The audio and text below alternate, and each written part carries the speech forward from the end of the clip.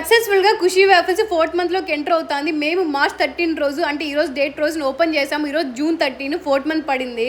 అసలు ఈ ఖుషి waffles business ఎందుకు పెట్టామంటే అసలు మా ఐడియానే కాదు, ఇది మా చిన్న బాబు ఐడియా ఇచ్చాడు ఇలా పెట్టండి అని. ఇక్కడ నేను హేమంత్ అయితే స్టార్ట్ చేసాము. అసలు నాకు ఇప్పటికీ బిజినెస్ అంటే భయమే, ఎందుకంటే లాస్ వచ్చినప్పుడు బాధపడి ప్రాఫిట్ వచ్చినప్పుడు హ్యాపీగా ఉండడం కన్నా మొత్తం ఈక్వల్ గా తీసుకోవాలని. ఈ 3 months లోనే ఎన్నో స్ట్రగుల్స్ ఫేస్ చేసాము, ఎన్నో ప్రాఫిట్స్ చూసాము, ఎన్నో లాసెస్ కూడా చూసాము.